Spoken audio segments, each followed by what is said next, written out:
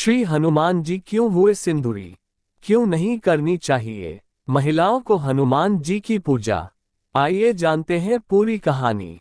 हनुमान जी के जीवन के ऐसे कई रोचक प्रसंग हैं जिनसे जीवन में प्रेरणा मिलती है।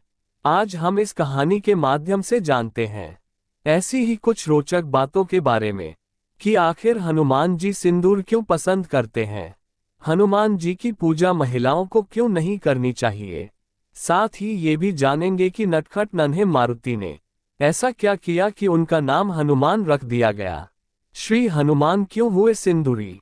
शास्त्रों में इस विषय में जानकारी दी गई है कि जब रावण को मारकर श्री राम जी माता सीता को लेकर अयोध्या आए थे, तब हनुमान जी ने भी भगवान श्री राम और माता सीता के साथ आने की जिद की।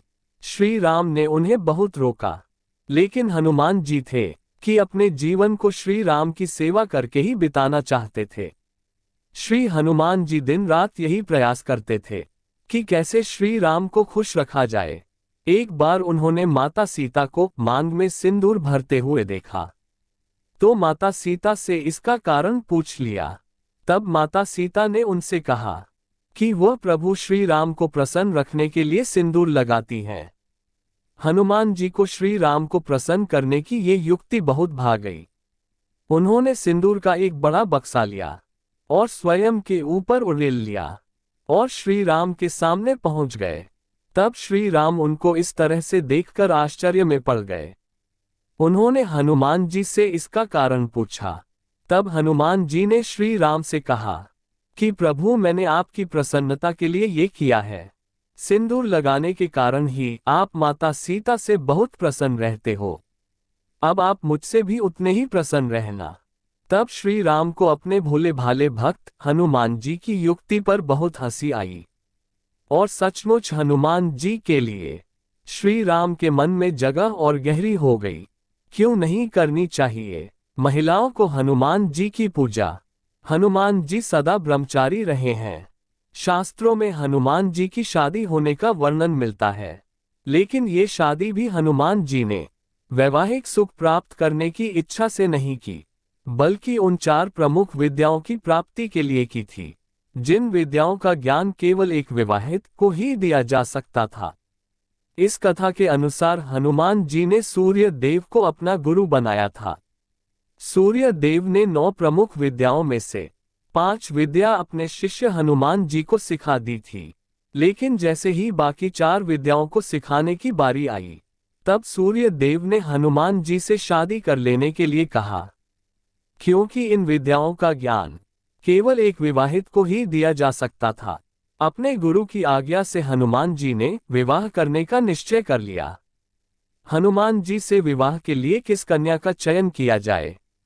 जब ये समस्या सामने आई, तब सूर्य देव ने अपनी परम तेजस्वी पुत्री सुवर्चला से हनुमान जी को शादी करने का प्रस्ताव दिया।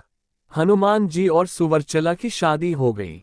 सुवर्चला परम तपस्वी थी। शादी होने के बाद सुवर्चला तपस्या में मग्न हो गई। उधर हनुमान जी अपनी बाकी 4 विद्याओं के ज्ञान को हासिल करने में लग गए। इस प्रकार विवाहित होने के बाद भी हनुमान जी का ब्रह्मचर्य व्रत नहीं टूटा। हनुमान जी ने प्रत्येक स्त्री को मां समान दर्जा दिया है। यही कारण है कि किसी भी स्त्री को अपने सामने प्रणाम करते हुए नहीं देख सकते, बल्कि स्त्री शक्ति को वो स्वयं नमन करते हैं।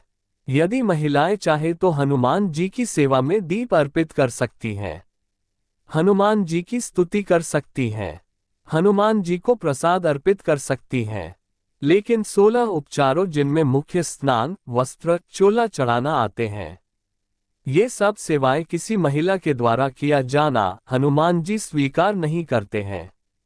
बाल हनुमान ने ऐसा क्या किया कि उनका नाम हनुमान रख दिया गया?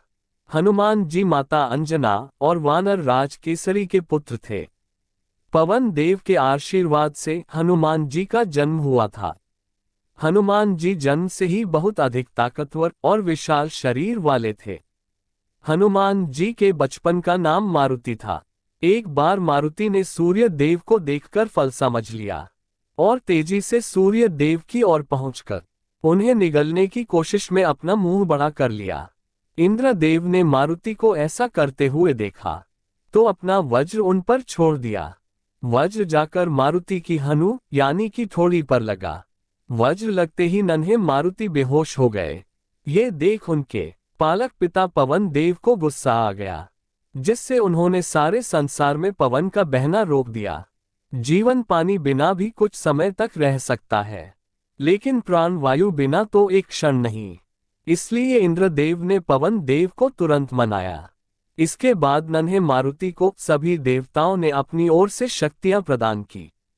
सूर्य देव के तेज अंश प्रदान करने के कारण ही हनुमान जी बुद्धि संपन्न हुए। वज्र मारुति के हनु पर लगा था, जिसके कारण ही उनका नाम हनुमान हुआ। दोस्तों, आपको ये कहानी पसंद आई हो तो वीडियो को लाइक करें और चैनल को सब्सक्राइब करें और हमारी वीडियो को ज़्यादा से ज़्यादा शेयर करें। थैंक यू दोस्तों।